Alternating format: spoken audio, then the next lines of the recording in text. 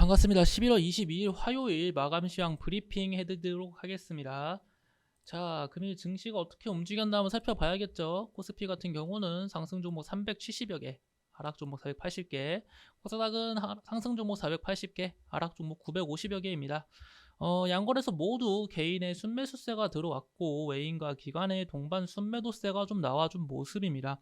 외인의 좀 매도세가 나와주고 있는데 비차익 매수세는 지속적으로 매수세가 나와주고 있어요. 어제도 좀 그랬죠. 이러한 흐름이 좀 나와주고 있다는 건 좀 의아한 포인트라고 생각이 되고 있고, 자, 일단 증시를 조금 더 살펴보기 전에 환율을 한번 살펴볼게요. 환율이 지금 5거래일 연속 상승세가 나와주고 있습니다. 환율의 강세가 나와주는 이유가 무엇일까? 이렇게 한번 고민을 한번 해봤으면 좋겠어요. 환율의 강세가 나와주는 원인. 제가 감히 한번 예측하기로는 이제 이번 주에 FOMC 회의 의사록 발표가 있잖아요. 그 의사록에서 어떠한 내용이 나올지 몰라요.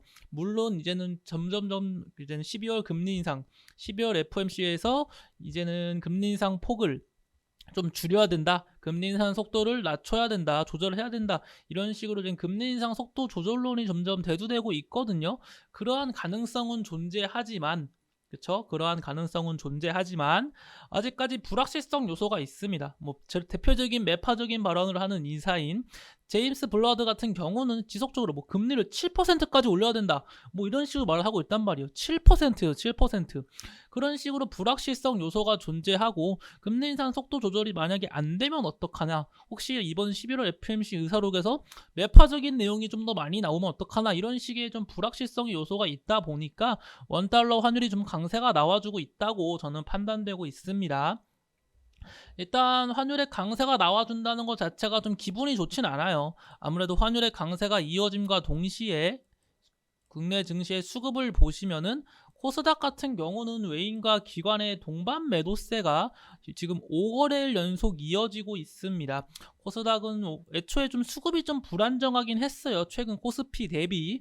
하지만 코스피도 조금 불안정한 모습이 나와주고 있어요. 그쵸? 코스닥과 마찬가지로 수급적으로 좀 불안정하다. 그렇게 보여지고 있고, 코스피 차트를 조금 더 자세히 보시면은 제가 말씀드린 것처럼 일단 코스피 같은 경우는 지금 7거래일 연속 음봉이 나와주고 있습니다. 뭐 음봉이라고 해서 뭐 무조건 안 좋은 거냐? 그런 건 아니지만 7거래일 연속 음봉이 나와주고 있다는 것 자체가 투자 심리가 좀 많이 안 좋아질 수가 있거든요. 사람은 기본적으로 일단 개인의 또 심리적으로 들어가는 이슈가 있는데 기본적으로 양봉을 더 선호해요. 자, 예를 들면은 제가 메모장에다가 예를 한번 들어드릴게요. 갭상승을 한 10% 이상 올려놓고 20%를 합시다. 20% 이상 올려놓고 종가를 5%, 10% 마감을 칩시다. 그럼 이러한 종목은 음봉인가요? 양봉인가요? 음봉이겠죠. 상승세는 10%가 상승세가 나왔지만 이 종목은 음봉이에요. 다른 종목 볼게요. 갭 상승이 없고 종가가 5% 상승했다고 칩시다.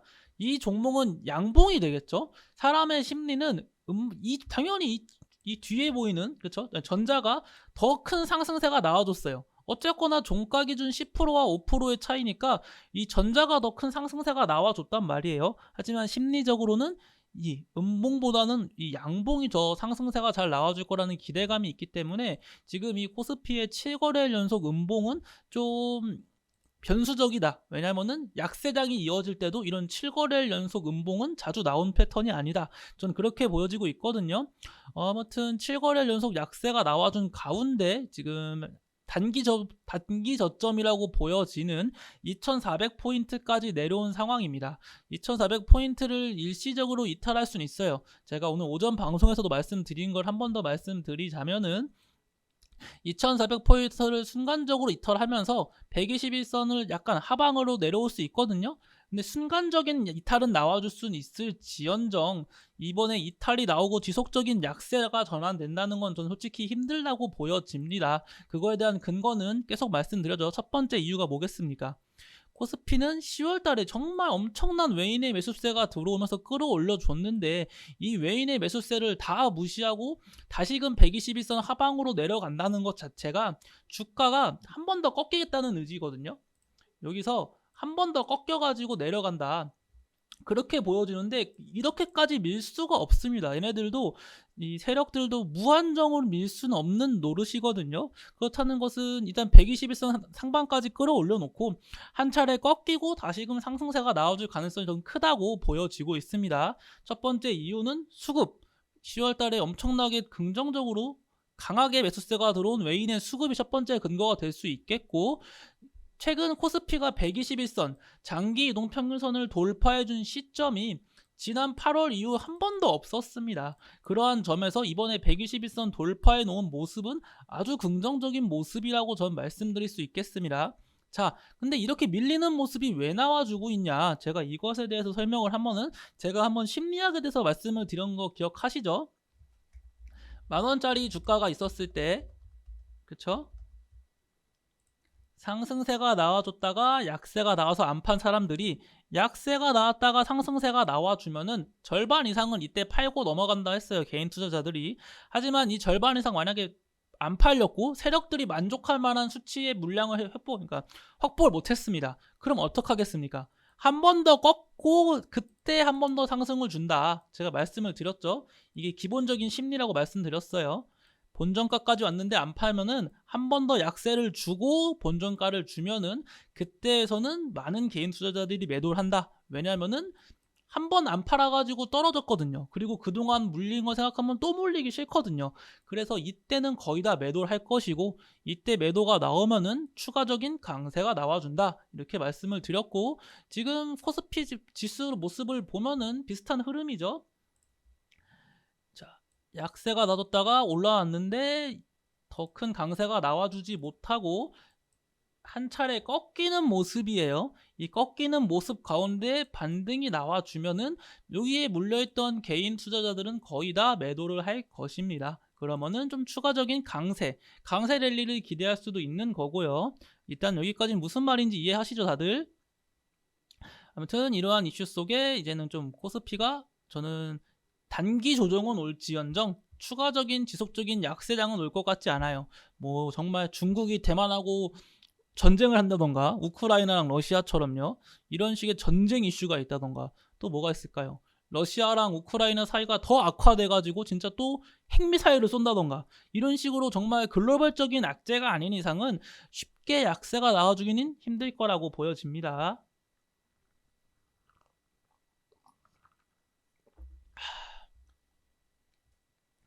자, 그러한 가운데 일단 금일 일단 또 안 좋은 얘기를 또 계속 드려야 될 것 같긴 해요. 어떤 이슈냐? 중국의 코로나 봉쇄. 잠시만요.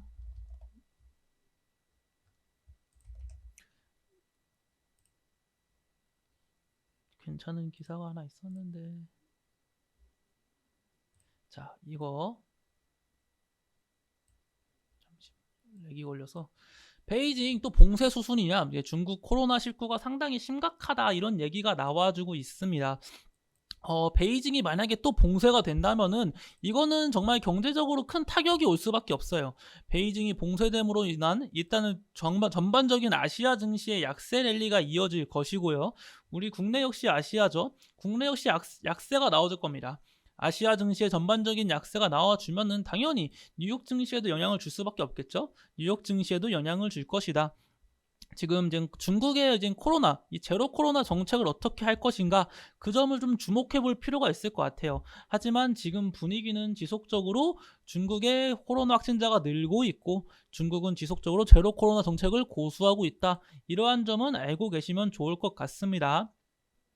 중국이 빨리 좀 정상화가 돼야 됩니다. 중국이 빨리 정상화가 되면서 원유 수출, 그러니까 원유 수요 좀 늘려가지고 원유 가격도 올라가고, 그리고 또 이제 경기 침체 이슈도 좀 많이 사라지고 경기가 좀 정상화된다는 이야기가 나와주는 것이 좀 중요하다고 보여집니다. 현재로서는 조금 그러한 모습은 없다는 게 아쉬움이 크다고 생각이 듭니다. 자, 그리고 아이고, 금일 네옴시티 관련 얘기를 안 할 수가 없죠. 이 네옴 모듈러 주택 관련 얘기가 나왔습니다. 네옴시티 관련주가 지속적으로 이게 이제 끝났나 싶으면 또 살아나고, 끝났나 싶으면 또 살아나는 식의 반복되는 모습이 나와주고 있습니다. 일단 인디에프, 네옴시티 관련 대장주 같은 노릇을 했던 인디에프가 좀 큰 약세가 나와줬고, 인디에프를 제외한 과거 대장주죠. 뭐 한미글로벌, 세아특수관 같은 이 네옴시티 관련주들의 강세가 나와줬는데, 추가적으로 네온 모듈러 주택이라고 해서 금강공업, 덕신하우징, 뭐 범양건영, SY와 같은 네온 모듈러 관련주들도 큰 강세가 나와준 모습입니다. 일단 네옴시티 관련주 제가 항상 강조드리던 게 뭐였나요? 눌림목에서 매수를 해야 된다고 자주 강조를 드렸던 거 기억하시죠? 네옴시티 관련주를 왜 눌림목에서 강조를 드렸냐? 제가 눌림목 매수를 강조드린 종목이 몇 개 있어요. 섹터가 네옴시티랑 우크라이나 재건 관련주 기억하시죠? 이 두 개의 종목의 공통점이 뭔지 아세요? 고점이라는 겁니다. 고점. 그쵸? 한미글로벌도 그러고 인디에프 전부 다 고점이라는 거예요. 네옴시티 관련 이슈가 나오기 전보다 확실하게 큰 강세가 나와준 뭐 종목들로 구성되어 있다. 그러다 보니 네옴시티 관련 이슈가 끝나면은 솔직한 말로 제 예상으로는 다시금 이 주가까지 오기는 힘들 거예요. 그쵸? 한미글로벌만 봐도 2009년부터 있던 종목인데 지금 늘 만원대에서 움직이던 종목이 지금 48,000원까지 갔단 말이에요. 10년이 넘게 있다가 횡보하다가 지금 급등이 나와준 종목인데, 이 종목이 한번 여기서 잘못 물리면은 다시금 이때까지 올 확률이 얼마큼 되겠습니까? 그쵸? 자, 이렇게 보면 조금 더 와닿나요? 이렇게 쭉 횡보만 나와준 것처럼 보여지지만 여기서도 주가를 확대 보면은, 그쵸, 막 등하락이 엄청 심해요. 지금이 엄청 심해가지고 그런 겁니다. 근데 여기서 한번 잘못 물리면 진짜 평생 들고 갈 수가 있어요. 평생. 추후 네옴시티 관련 얘기 나오면서 또 상승세가 나와줄 수 있겠지만, 그러니까 저는 최대한 리스크를 최소화하자고 주장하는 거예요. 그래서 네옴시티 관련주는 눌림에서 매수를 해라. 눌림에서 매수를 해가지고 따라갈 때 사면은 쭉 빠지면은 리스크가 너무 크니까 적어도 눌림목에서 매수하면은 약세가 나오더라도 손실폭을 최소화할 수 있잖아요. 그래서 네옴시티 관련주랑 우크라이나 관련주들은 웬만하면 눌림목에서 매수하라고 강요드렸고, 여기서 좀 저희가 주목해야 될 점은 네온 모듈러 관련주입니다. 이 주택 관련 금강공업 같은 덕신하우징, 범양건영, SY 이런 종목들은 고점 대비 지금 그렇게 강세가 나와주긴 했는데 엄청 고점이 아니에요. 그쵸? 전고점 대비 주가를 비교해 보면은 추가적인 강세가 나와줄 수 있는 폭이 있거든요. 그렇다는 것은 좀 지속적으로 지켜볼 필요는 있을 것 같아요. 하나 좀 걱정되고 좀 애매한 거는 덕신하우징하고 범양건영은 과거 정치 관련주로 묶였던 종목들이란 말이에요. 물론 휘림 역시 정치 관련주로 묶였던 종목인데도 강세가 많이 나와준 모습이 포착되었죠. 그렇게 생각하면은 추가적인 강세가 나와줄 수 있긴 하지만, 이 덕신하우징하고 범양건영은 어쨌거나 정치 관련주로 한번 묶였던 종목인 만큼 큰 시세가 나와준 경험이 있다. 그렇기 때문에 상승폭이 다소 제한적일 수 있다는 점 기억해 주시면 좋을 것 같습니다. 자, 그리고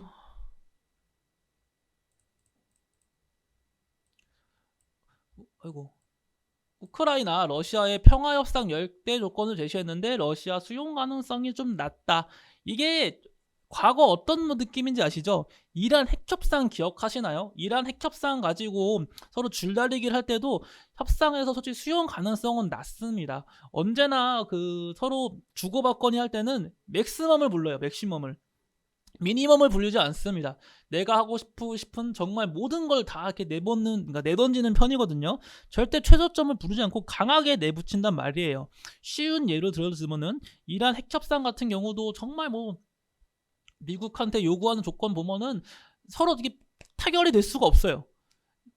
극단적인 예가 있잖아요. 북한이 지금 미국한테 조건할 때 어떤 식의 조건을 내걸고 있습니까? 북한이 국내 사회로 나오려면서 첫 번째 하는 게 그거잖아요. 국제사회로서의 북한을 인정해줘라. 이런 식의 요구 조건과 함께 뭐 대한민국 주한미군을 철수해라. 이런 식의 얘기를 지속적으로 요구하고 있잖아요. 쉽사리 의견 차이로 좁혀질 수 없는 조건을 내뱉고, 그러니까 서로 이렇게 줄달리기 하고 있기 때문에 이번 러시아 역시 수용 가능성이 낮은 게 어쩔 수 없는 현실입니다. 여기서 뭐 러시아가 왜 수용 안 하냐 이러지 마시고, 언제나 이런 조건 같은 거는 맥시멈, 그러니까 절대 미니멈이 아니라 최대치를 부른다. 그렇게 생각하시면 좋을 것 같아요.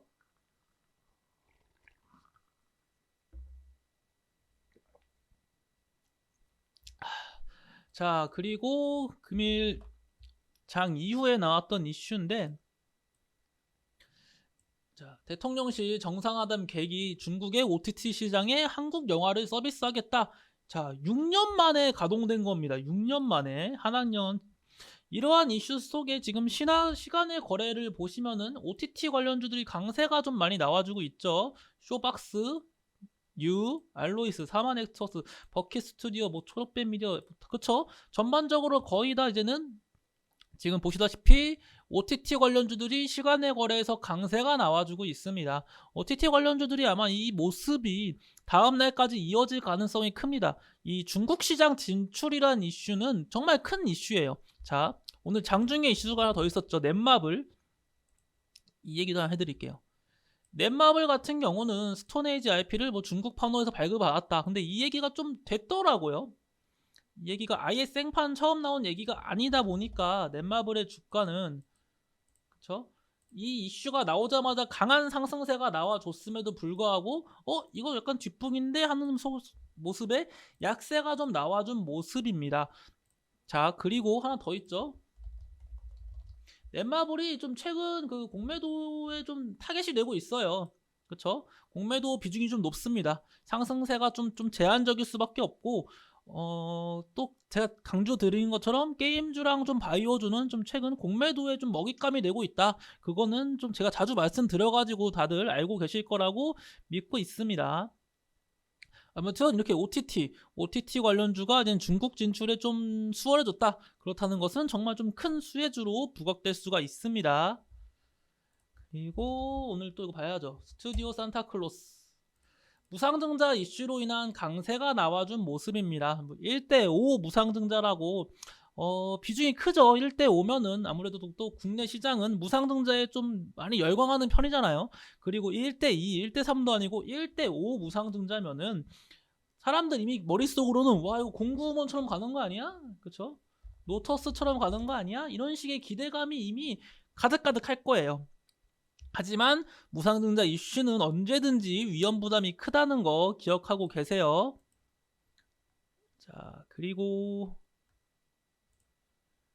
철강석 100달러 육박, 철강업계 더 커진 원가 압박. 이 철강 가격 관련 얘기가 나와주고 있습니다. 근데 철강 관련 얘기는 변수가 너무 많습니다. 지금 철강 가격은 제가 철강 관련주를 한번 보여드릴게요. 그쵸? 철강 관련주 큰 등하락 없었죠? 철강 관련주에 변수가 많다. 제가 어떤 변수가 있을까요? 철강 관련주에. 자, 여기서 나왔죠. 중국의 제로 코로나 관련 이제 그 결과, 중국이 코로나 정책에 따른 또 변화가 있을 수가 있거든요. 중국이 코로나 정책을 어떻게 할지 저희가 뭐 지금은 제로 코로나를 고수하고 있지만 또 말이 바뀔 수 있거든요. 코로나 관련 정책에 따라서 또 철강 관련주가 변화할 수 있죠. 두 번째, 현대제철의 파업 이슈 있죠. 현대제철의 파업이 언제 끝날지도 모르기 때문에 불확실성 요소가 있습니다. 세 번째, 포스코의 그 흰남노로 인한 수혜 피해 복구가 또 언제 끝날지는 그것도 모르잖아요. 현직자 내용 다르죠. 관계자 내용 다르죠. 정부 내용 다르죠. 이렇게 지금 철강 관련주는 너무 많은 불확실성 요소가 많아요.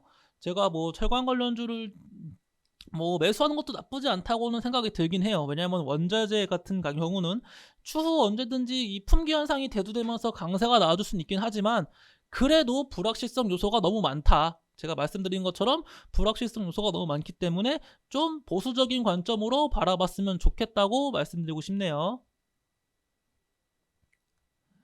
자, 그리고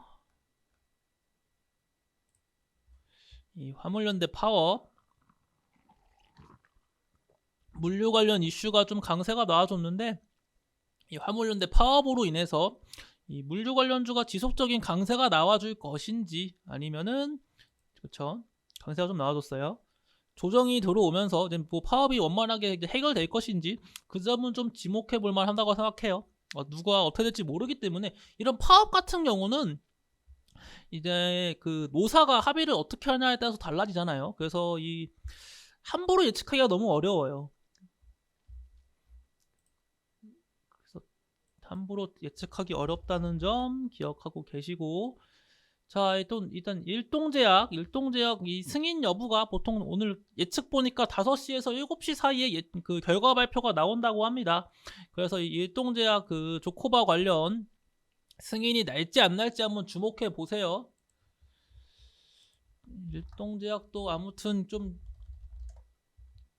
지금 뭐 기대감의 강세가 나와주고 있는 것처럼은 보여지고 있습니다. 이게 정말 성공할지 실패할지는 모르겠으나 아무튼 이것에 대한 결과는 제가 다음날 아침에 아침 시장에서 한 번 더 말씀드리겠습니다. 자, 일단 이 정도면은 네, 제가 오늘 하루 말씀드리고 싶은 건 다 말씀드린 것 같고 시장이 말씀드린 것처럼 지금 2400포인트로 단기 저점까지 왔습니다. 이제는 수요일날 이제 한국 시간으로는 목요일 오전이죠. 목요일 새벽에 FOMC 회의 의사록 발표가 있으니까 그 점에 조금 더 주목해 보시는 것을 권유드리도록 하겠습니다. 네, 오늘도 고생 많으셨고 저는 내일 아침에 다시 아침 시황으로 찾아뵙도록 하겠습니다. 감사합니다.